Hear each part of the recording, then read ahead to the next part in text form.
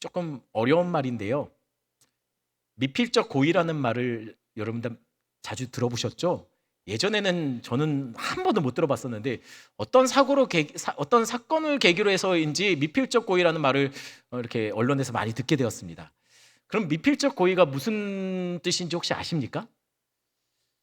제가 법을 전공한 사람이 아니어서 저는 그렇죠. 율법도 법이면 전공한 사람 맞긴 한데 그 법이 아니라 세상법을 전공한 사람이 아니라서 이걸 잘 몰라요. 그래서 제가 한번 인터넷이나 이런 데를 찾아봤더니 한 사람이 이렇게 정의를 했습니다. 미필적 고의란 고의와 과실 이 중간이 미필적 고의라는 거예요. 무슨 말인지 하나도 모르겠죠. 여러분 예를 들면 이런 거예요. 여러분 고의가 뭐죠? 고의는 이렇게 내가 행동했을 때 어떤 결과가 나오는지 알면서도 행한 것이 고의입니다. 그럼 과실은 뭘까요? 과실은 내가 이렇게 행동하면 어떤 결과가 나올지 모르는 상태에서 부주의함으로 행해서 나타난 사고들이 과실입니다. 예를 들어 보겠습니다. 보험금을 타기 위해서 집에 불을 질렀어요. 이건 뭡니까? 고의입니다. 그런데 정전이 왔어요. 그래서 어두워서 집에 초를 켰는데 이게 옮겨 붙으면서 집이 불이 났습니다. 이건 뭐죠? 과실이에요. 그렇다면 이 중간 미필적 고의는 이런 거예요. 내가 보험금을 타기 위해서 집에 불을 질렀습니다. 근데 이 불이라는 녀석이 말을 안 듣지 않습니까? 그래서 의도하지 않았지만 옆집으로 불타면서 옆집에 사람이 죽었어요. 그럼 내가 잘못이 없는 걸까요? 그냥 보험 사기 정도로만 내 죄가 해당되는 건가요? 아니죠. 왜 아니냐면 분명 저는 옆 사람을 죽일 의도는 없었습니다. 하지만 불을 질렀을 때는 옆으로 번질 수 있고 옆 사람이 다칠 수 있고 위험해질 수 있다는 것을 알면서도 불을 지른 거예요. 그러면 이것이 미필적 고의에 의한 살인사건이 되는 거예요. 즉 고의는 아니지만 의도하지는 않았지만 그런 일이 발생될 수 있다는 것을 알면서도 행했으면 미필적 고의라는 거예요. 제가 이 얘기를 왜 하냐면 오늘 본문에 보니까 누군가를 저주할 의도는 없었습니다. 누군가를 저주받게 할 의도는 전혀 없었어요. 그런데 자신의 행동으로 누군가가 저주받는 일이 벌어졌습니다. 미필적 고의에 의한 저주죠. 여러분 가해자가 누굽니까? 아브라함입니다. 저는 3부를 너무 사랑합니다. 1, 2, 3부를 또 사랑합니다. 다 사랑하지만 여러분들 대답해 주셔서 너무 감사해요. 왜냐면은 우리 일부 분들은 딴 데 가서 말씀하시면 안 됩니다. 저 혼자 질문하고 저 혼자 대답해야 되거든요. 아무튼 복 받으실 겁니다. 제가 뭔 얘기하다가 여기까지 왔죠? 아무튼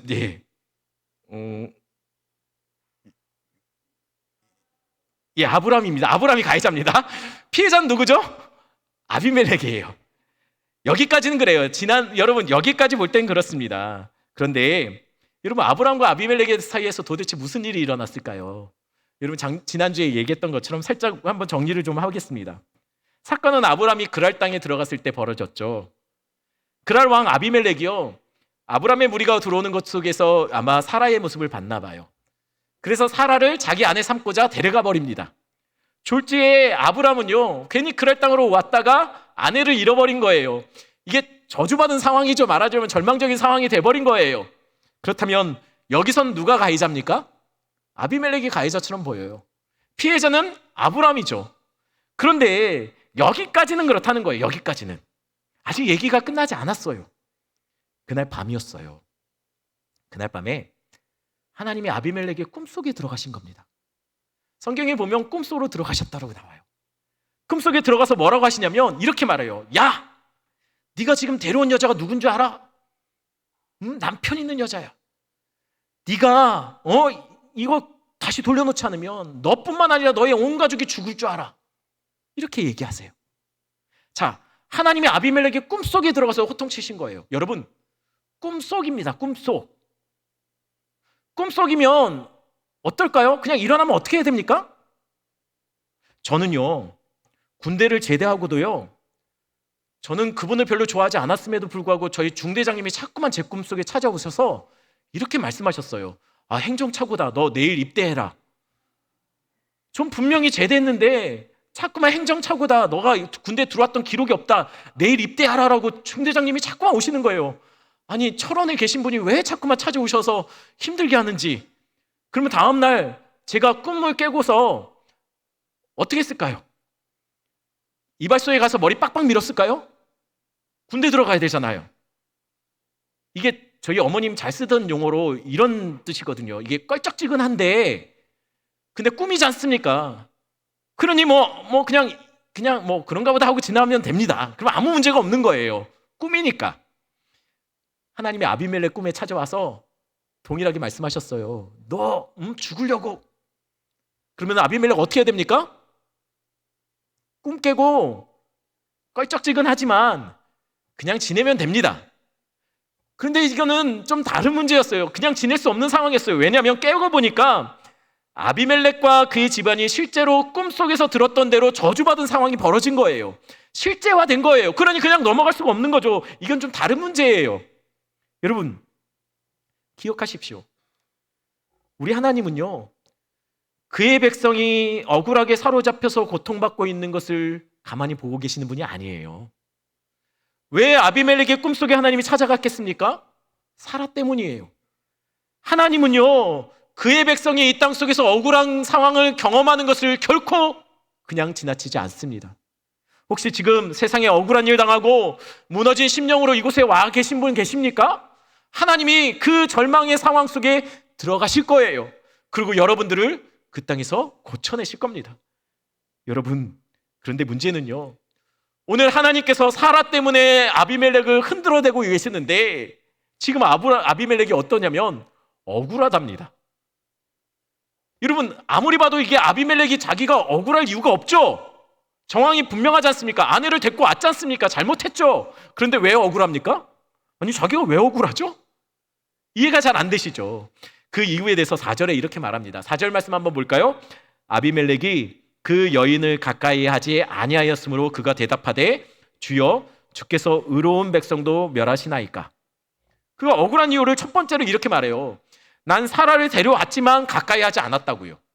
여러분 분명히 아내 삼으려고, 아내가 아니면 첩을 삼으려고 데려갔습니다. 그런데 가까이 하지 않았대요. 여러분 이렇게 말하면 믿어집니까? 이게요 말이 좀 안 돼요. 이전에 연예인 중에 음주운전해서 언론을 탄 사람이 있습니다. 그 사람이 음주운전을 하고서 언론에 탔는데 이렇게 말했다가 더 큰 비난을 받았는데 그 말이 무슨 말이었냐면 이 말이었어요. 나는 술을 마시고 운전을 했지만 난 음주운전은 안 했습니다 라고 얘기했어요. 분명 술을 마시고 운전을 했는데 음주운전은 아니래요. 지금 아비멜렉이 비슷한 말을 하고 있는 거예요. 사라를 데리고는 왔지만 가까이 하지는 않았대요.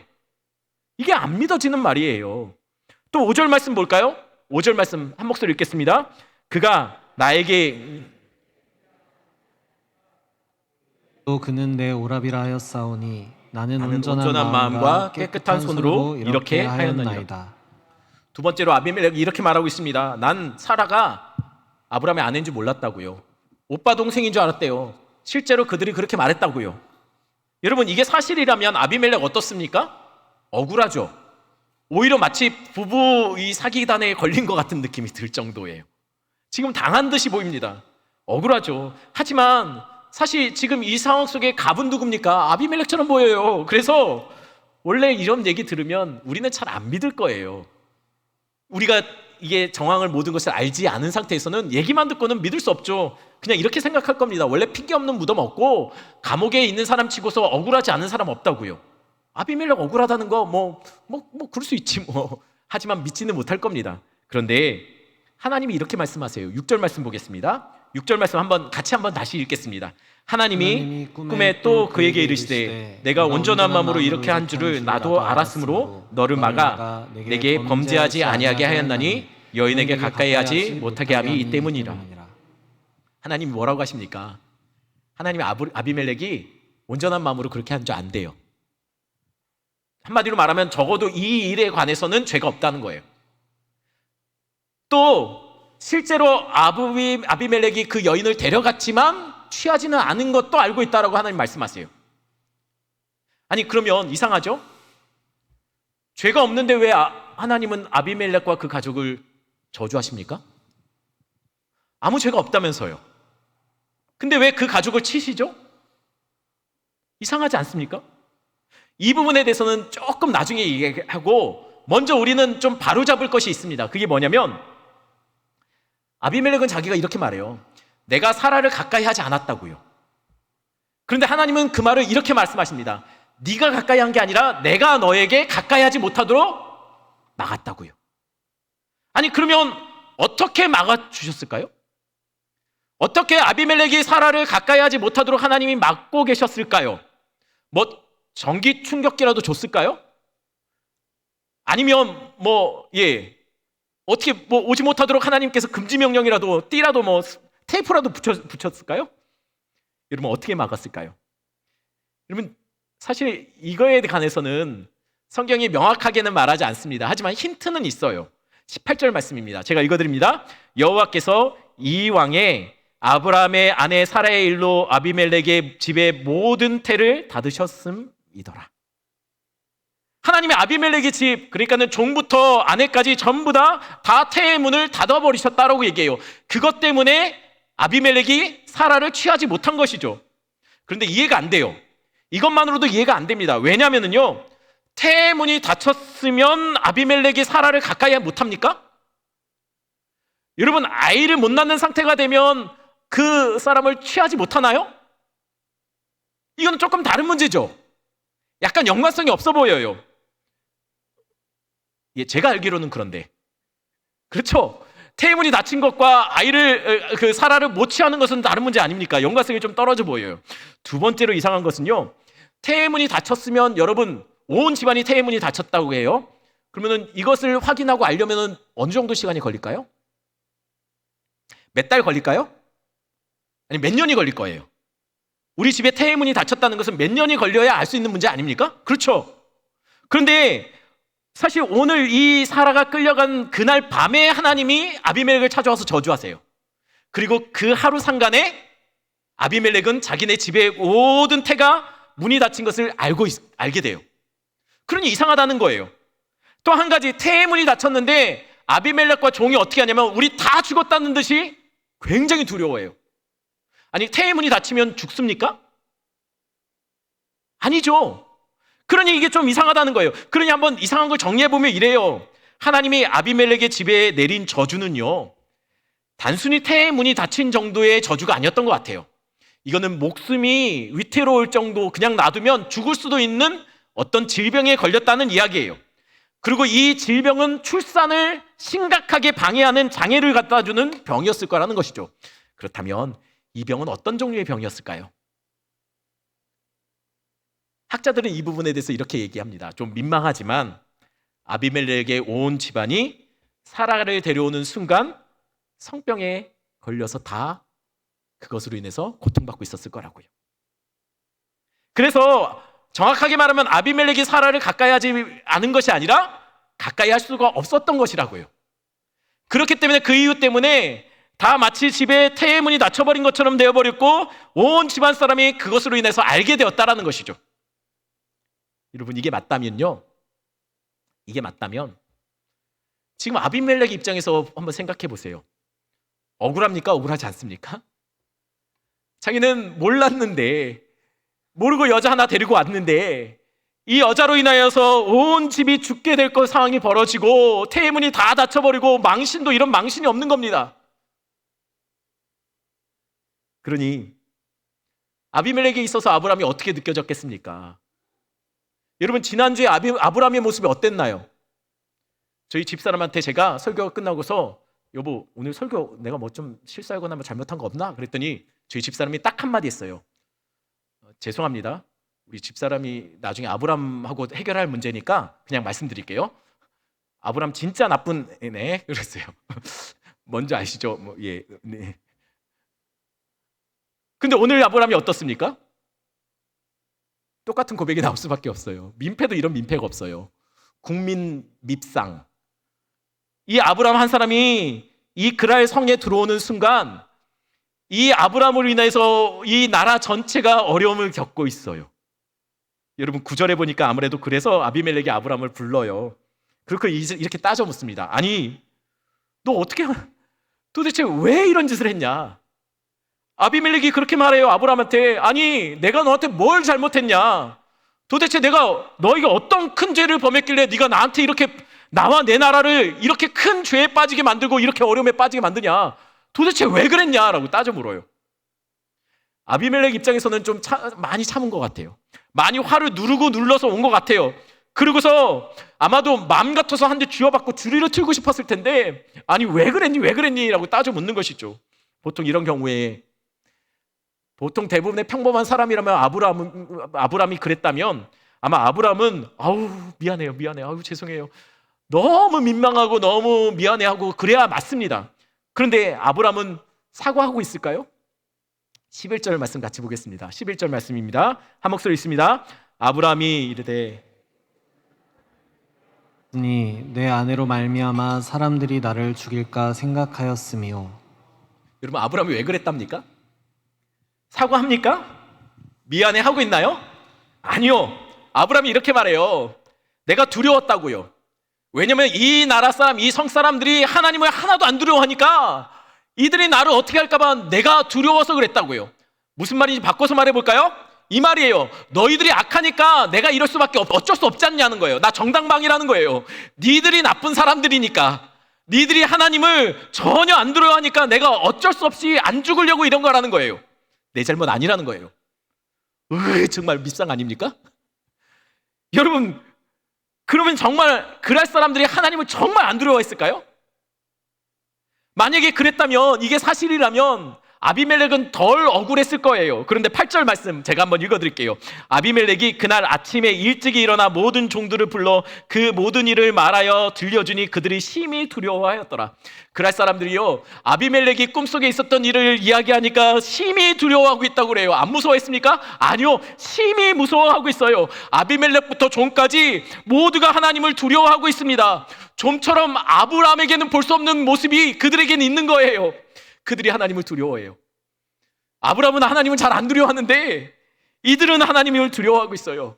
여러분 기억하십시오. 표현 방식은 다르지만 세상이 하나님을 안 두려워할까요? 아니요. 세상은 하나님을 두려워해요.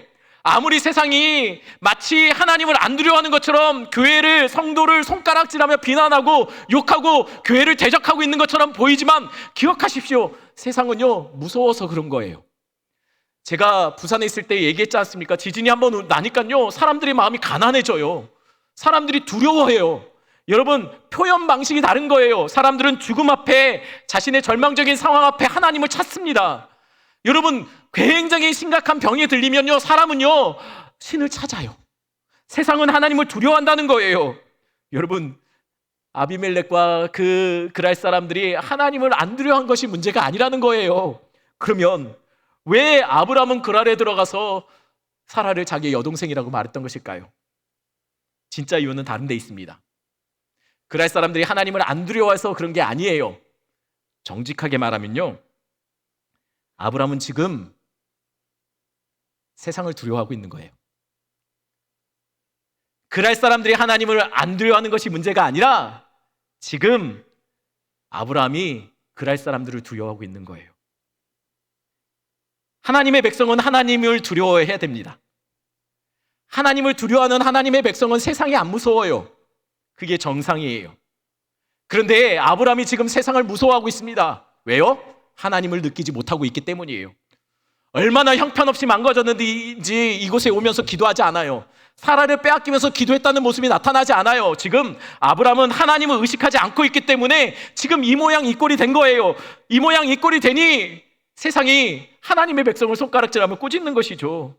여러분, 성도가 세상에 왜 욕을 먹는지 아십니까? 세상에 하나님을 두려워하지 않아서 하나님의 백성을 손가락질하고 욕하는 것이 아니에요. 하나님의 백성이 하나님을 무서워하지 않고 세상을 무서워하며 똑바로 살지 못하고 세상과 똑같이 타협하고 적당히 여러분 줄대며 거짓말하고 그렇게 삶을 살아가기 때문에 세상이 교회를 욕하는 거예요. 이전에 제가 어렸을 때 동네 형을 KO 시켰던 이야기 말씀드렸죠? 장난감으로 쳤더니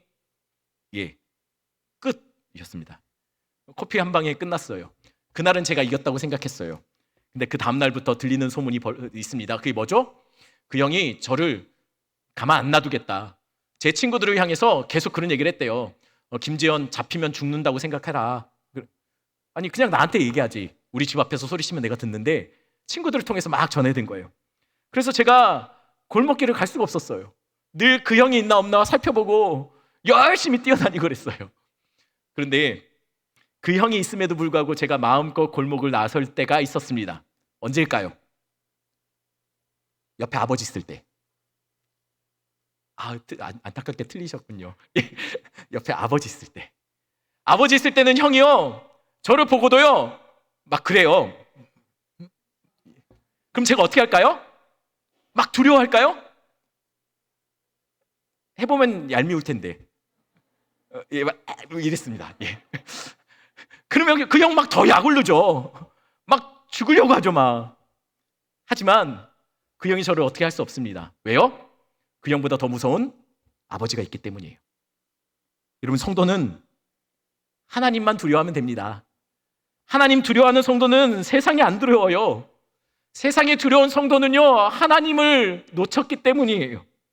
여러분, 세상을 두려워하기 시작하는 성도들이 그래서 욕먹는 거예요. 하나님 없는 것처럼 세상 방식으로, 세상의 처세술로 세상을 흉내내며 적당히 사람들 속여가며 등쳐가며 아내마저도 자신의 유익을 위해서 내놓는, 그래서 세상 왕이 지금 오늘 본문에서 아브라함을 향해서 이렇게 말하고 있는 거예요. 너 왜 그렇게 살았냐? 너 왜 나를 속였냐? 내가 너한테 뭘 잘못했길래 너 이렇게 사냐? 혼나고 있지 않습니까? 망신당하고 있잖아요. 얼마나 부끄러운 모습이에요. 게다가 12절에 아브라함이 이런 모습까지 보입니다. 이렇게 말하고 있어요. 그렇게 혼나고 나니 이렇게 말하죠. 12절 말씀 한번 같이 읽어볼까요? 또 그는 정말로 나의 이복누이로서 내 아내가 되었음이니라. 아브라함이요, 이쯤 했으면 됐는데 끝까지 미안해하거나 용서를 구하지 않고 이렇게 말해요. 진짜 동생 맞는데? 아니 진짜 이복 동생이었는데 결혼해서 아내지만 진짜 아내 맞는데 나 거짓말한 거 없는데 라는 거예요. 여러분, 맞죠? 이복 동생입니다. 하지만 아내잖아요. 세상한테 지금 아브라함이 욕먹는 것은요, 거짓말을 했기 때문에 욕먹는 것이 아니라 해야 할 말을 알고 있음에도 불구하고 전해야 될 말을 안 했기 때문이에요. 믿음의 백성답지 않은 모습을 보여줬기 때문이지 그가 거짓을 말해서 그런 것이 아니라는 거죠. 심지어는 13절의 말씀 보면 난 사라를 여기서만 그런 게 아닌데 가는 곳마다 동생이라고 말했는데 라는 거예요. 아니 왜 유별나게, 왜 애굽에서도 그러더니 여기서도 그러네. 늘 동생이라고 말했는데 나는 늘 그랬는데 이건 사라도 알고 있어 라는 거예요. 내 잘못 없다는 거예요. 한마디로 말하면 끝까지 사과하지 않고 미안해하지 않고 나는 이렇게 살아왔다는 거예요. 내 방식이니까. 맞습니다. 아브라함의 말은 틀리지 않았습니다. 하지만 다 맞지도 않았어요. 아비멜렉의 집이 저주받은 것은 아브라함이 의도한 일은 아니죠. 분명히 아브라함은 저주를 주려고 했던 건 아니에요. 하지만 아브라함은 자신의 행동이 그들에게 저주받을 수 있다는 것도 알고 있었을 거예요. 아브라함은 고의로 그런 것이 아닙니다. 그래서 아브라함은 끝까지 굽히지 않고 난 거짓말하지 않았다. 니들이 악해서 그런 거 아니냐. 나는 거짓말하지 않았다라고 얘기하고 있더라는 거예요. 그럼 도대체 왜 아비멜렉 저주받았습니까? 아비멜렉 잘못은 없는데 왜 하나님이 아비멜렉을 치셨을까요? 그 이유는 하나님이 아브라함과 맺은 약속 때문이에요. 즉 다시 돌려서 말하면 하나님은 지금 아브라함 때문에 아비멜렉을 저주하고 계신다는 거예요. 아니 아브라함 잘못 없다면서요. 아니 도대체 그러면 누가 잘못한 겁니까? 다들 잘못이 없다라고 얘기하고 다들 거짓말한 적이 없다라고 말하면 누구 잘못이죠? 2절 말씀, 창세기 12장 2절 말씀에 보면 그 힌트가 나와요. 왜 하나님이 그들을 저주했는지 2절 말씀 한번 같이 읽어볼까요? 내가 너로 큰 민족을 이루고 내게 복을 주어 내 이름을 창대하게 하리니 너는 복이 될지라. 하나님의 아브라함이 명령하신 것이 있습니다. 그건 복이 되라는 말이에요. 복이 되랍니다. 복 받으라가 아니라 복이 되라는 거예요. 복은 우리가 복을 받을 수 있는 건 아니죠. 하나님이 주시면 받을 수 있는 것이에요.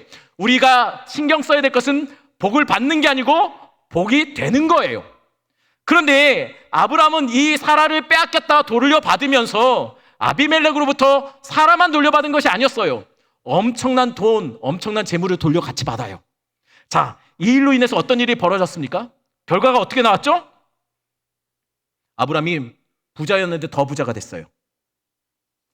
자신은 아무런 데미지를 받지 않은 상태에서 더 많은 것들을 소유하게 됐어요. 결과적으로 뭡니까? 좋았어요. 이렇게 말해도 될까요? 세상에 복을 받았어요. 그러면 아브라함 잘한 겁니까? 그러면 이거 하나님이 주신 복이 맞습니까? 아니요. 이건 부끄러운 거예요. 왜냐하면 성도는 이렇게 살면 안 되거든요. 성도는 하나님 앞에서 세상에 복이 되는 삶을 살아야 되는데 지금 이 재물은 어떤 재물입니까? 아비멜렉을 고통하게 하고 아비멜렉을 힘들게 해서 그가 갖고 있는 것을 말은 빼앗지는 않았지만 빼앗아 온 거나 마찬가지인 부끄러운 재물입니다. 성도는요, 다른 사람의 눈물로 득보면 안 됩니다. 성도는요, 세상 사람들 힘들게 하면서 내 유익, 내 즐거움을 찾아다니면 안 됩니다. 성도는요, 세상에 성도들로 인하여서 세상 사람들이 복받고 세상 사람들이 유익해야 그게 성도다운 삶이에요. 하나님이 아브라함을 하란에서 불러내실 때는 이렇게 살라고 불러내신 것이 아니라는 거예요. 그러면 성도는 회사가 날 먹여 살리는 자가 아니라 나 때문에 회사가 먹어야 살아야 그게 성도다운 삶이에요. 성도는요, 내가 이끄는 회사 속에 직원들이 나 때문에 복을 받아야 그게 성도다운 사장의 모습입니다. 성도는요, 가는 곳마다 저 사람 때문에 마음의 위로를 받고 저 사람 덕을 보고 저 사람 때문에 위로받고 그래야 성도다운 삶, 하나님이 그래서 우리를 불러내신 거라는 거예요. 그러니 우리는 복을 받지 말고 복이 되어야 합니다. 그래도 복을 포기하기 힘드시죠? 걱정하지 마십시오. 그건 하나님이 알아서 하실 겁니다. 그래서 여러분, 그러면 어떻게 복이 될 수 있을까요? 3절 말씀, 12장 3절 말씀 한번 같이 읽습니다. 너를 축복하는 자에게는 내가 복을 내리고 너를 저주하는 자에게는 내가 저주하리니 땅의 모든 족속이 너로 말미암아 복을 얻을 것이라 하시니라. 하나님이 아브라함에게 그렇게 말해요. 너는 복이 되라. 그러고서 이렇게 말씀하시죠. 너를 축복하면 내가 그 사람 복 줄 거야. 너를 저주하면 내가 그 사람 저주할 거야. 자, 복이 되라고 하시고 나서 이렇게 말씀하시는 거예요. 너 축복하는 자는 내가 축복할게. 그 말은 뭡니까? 내가 누군가에게 축복을 받으면 그 사람 하나님이 축복하신다는 거예요. 그러면 내가 세상 속에서 복이 되려면 어떻게 살아야 될까요? 세상에 칭찬 많이 받으십시오. 세상에 여러분 좋은 일 많이 하셔야 세상 사람들이 여러분들에게 저 사람은 참 잘 돼야 돼. 세상 사람들이 우리를 축복하면 하나님이 그 사람 축복하실 거예요. 믿음의 백성이 세상 속에서 복이 되기 위해서는요, 우리가 세상 사람들에게 욕먹으면 안 됩니다.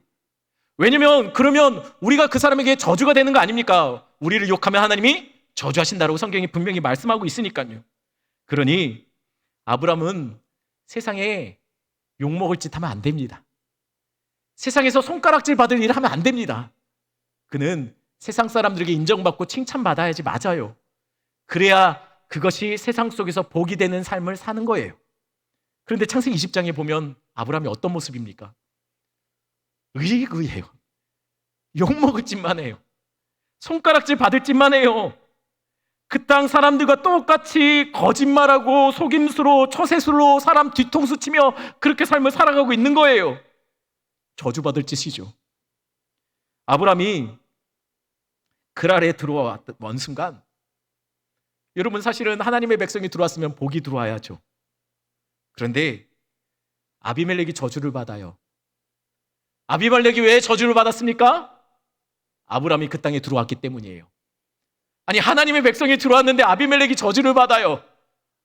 정확하게 말하면 아브라함이 이 땅에 안 들어왔으면 아비멜렉도 그 땅도 아무 일도 벌어지지 않았을 거예요. 그런데 하나님의 백성이라는 믿음의 조상이라고 불려지는 이 한 사람이 그 무리가 들어왔는데 그로 인해서 이 나라가 술렁이고 어려움을 당하고 저주를 받더라는 거예요. 이게 말도 안 되는 일이죠. 아니 어떻게 하나님의 백성이 들어왔는데 그 땅이 저주를 받습니까? 이건 하나님이 그렇게 아브라함에게 원하셨던 삶이 아니라는 거예요. 이건 아브라함이 이전에 애굽에 들어갔을 때도 마찬가지였어요. 애굽에서도 그는 사라를 동생으로 속였다가 바로와 그 집안이 큰 재앙을 저주를 받습니다. 여러분, 그러니 정말 아브라함이 잘못한 게 없습니까? 아브라함이 하나님의 약속을 기억했다면 너를 축복하는 자에게 내가 복 주고 너를 저주하는 자에게 내가 저주할 거라, 이 약속만 여러분 여전히 기억하고 있었다면 이렇게 살면 안 되죠. 그러니 아브라함은 지금 미필적 고의에 의한 아비멜렉과 그 땅을 저주하고 있는 것과 마찬가지라는 거예요. 여러분, 사실 애굽에 있을 때는 25년 가까이 전의 이야기예요. 그때는 막 하나님의 부름 받았을 때의 이야기입니다. 아마 이제 막 신앙생활을 시작한 아브라함, 뭐 그때는 그럴 수 있죠. 아직 연약하니까요. 하지만 똑같은 범죄를 지금 또 하고 있어요. 여러분, 지금은 하면 안 되는 거 아닙니까? 하나님이 그를 어떻게 인도했습니까? 기가 막힌 상황 속에서도 그를 늘 지켜주셨잖아요. 늘 마음 상하고 무너질 때마다 하나님 다시 제단 쌓게 하시고 그곳에서 만나주셨잖아요. 여러분, 신앙이 흔들릴 때마다 짐승 쪼개놓고 내가 이 약속 지킬게, 너 내가 약속의 땅에 데려다 놓을 거야, 너 하나님의 나라를 만들 거야, 너를 통해서 그런 내 언약을 이뤄갈 거야, 내가 이 짐승들처럼 내가 찢어져 죽더라도 나는 할 거야, 약속해 주셨잖아요. 할례도 받았잖아요. 심지어는 불과 바로 앞장에 보면은요, 하나님을 대적했던 나라가 어떻게 멸망받는지 불과 유황을 떨어지는 사건도 봤습니다. 그런데요, 아브라함이 아직도 이래요.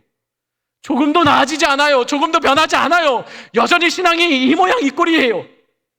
여러분, 그래서 아브라함 한 사람이 그 땅에 들어가는 순간 그 땅에 저주받는 사건이 벌어지더라는 거예요. 여러분, 우리도 마찬가지예요. 성도들은 이 땅에 복이 되어야 합니다. 우리로 인해서 세상이 덕을 봐야 돼요. 복 받아야 돼요. 우리가 세상에 근심거리가 되거나 조롱거리가 되거나 욕을 먹으면 안 돼요. 세상에 교회는 칭찬받고 인정받고 존경받아야 맞습니다. 오해하지 마십시오. 교회가 세상을 두려워하고 세상 눈치 보면 안 된다는 이야기가 아니에요. 제가 말하는 것은 복음 때문에 당하는 핍박과 우리의 잘못으로 인해 세상의 손가락질을 받는 것은 구분해서야 한다는 거예요. 우리가 받아야 될 욕은요, 복음 때문에 선한 일 하다가 당하는 어려움이지 결코 우리의 잘못으로 인해서 세상에 손가락질 받는 것을 말하는 것이 아니에요. 그런데 여러분, 제가 길을 지나다가 그냥 괜히 섭섭한 마음이 들 때가 있었어요. 무슨 일 때문이냐면요, 길을 가는데 새롭게 신축한 빌딩에 이런 현수막이 붙어 있는 거예요. 이 현수막을 보고 마음이 상했습니다. 그 현수막의 내용은 뭐냐면, 축 병원 입주 확정, 병원이 들어왔다고 환영한대요. 어떤 건물에는 이런 현수막도 봤어요. 환영, 병원 임대 문의 환영, 뭐 이런. 아직 안 들어왔지만 병원이 좀 들어와 달라는 얘기죠. 왜요? 병원이 들어오면 주변 사람들이 좋아하니까, 안정적으로 월세가 계속 들어올 것 같으니까 병원이 들어오면 주변에 땅값이 오른대요. 근데 이것 때문에 제가 왜 마음 상할 일이 뭐가 있겠습니까? 제가 가만히 생각하니까는 좀 속상한 게 뭐냐면, 저는 이런 현수막을 한 번도 본 적이 없거든요. 축, 환영, 교회 개척. 여러분, 이런 현수막 본 적 있습니까? 환영, 교회 임대 확정. 없죠. 육신의 질병을 고치는 병원은 사람들이 좋아해요.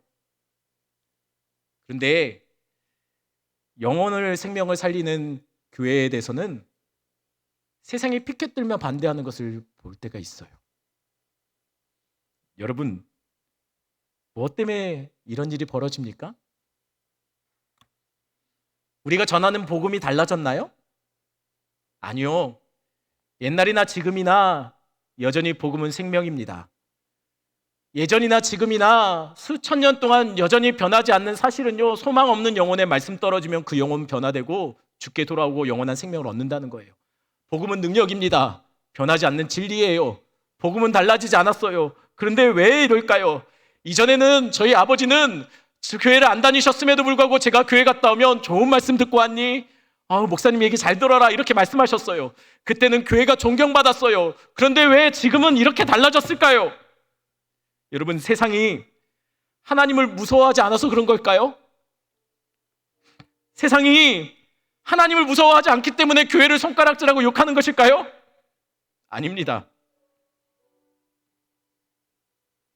이 땅에 아브라함들이 잘못해서 그래요. 이 땅에 아브라함처럼 살아가야 될 사람들이 잘 못 살았어요.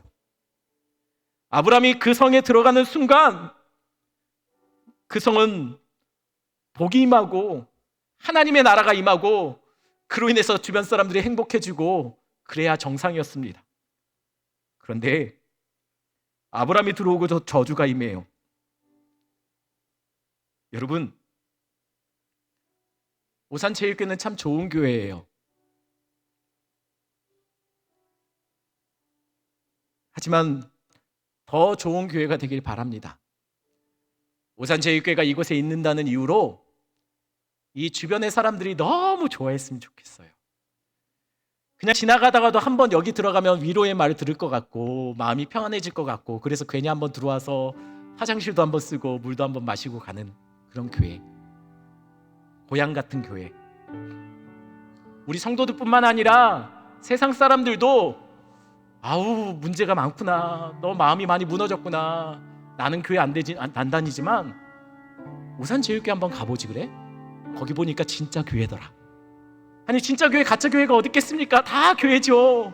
하지만 그럼에도 믿지 않는 사람들이 인정하는 교회, 믿지 않는 사람들이 전도해주는 교회, 믿지 않는 사람들도 사랑하는 교회.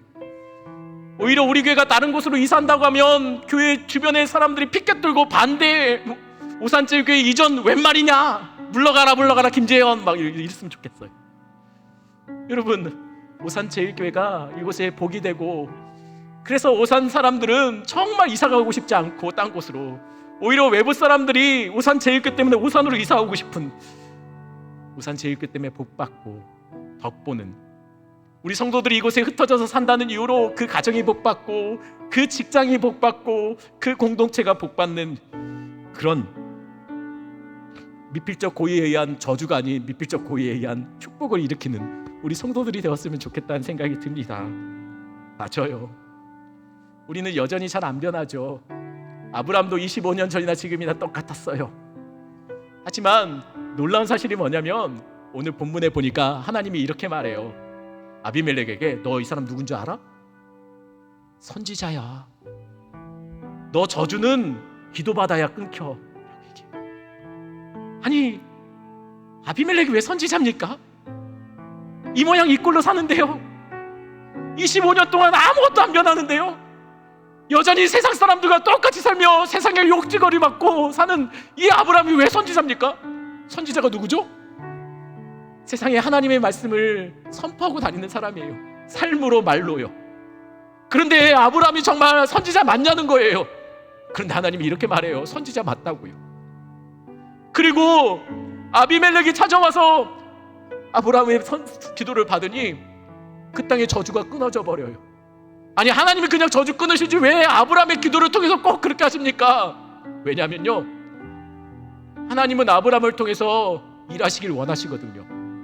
형편없고 맨날 그 모양 그렇게 살아도 조금 더 변하지 않고 조금 더 나아지지 않고 여전히 세상 방식으로 살아가도 하나님은 이 땅에 축복을 주시는 대안으로, 도구로 아브라함을 선택하셨거든요. 하나님 우리 선택하셨어요. 안 변하는 우리, 여전히 그 모양 그대로인 우리, 지독하게도 안 변하고 믿지 못하는 우리지만 하나님은 우리를 통해서 우리의 가정을 변화시키시고 정말 진짜 복, 하나님이 우리를 통해서 전하기를 원하시는 우리의 복의 통로가 되기를 원했던 진짜 복, 뭡니까?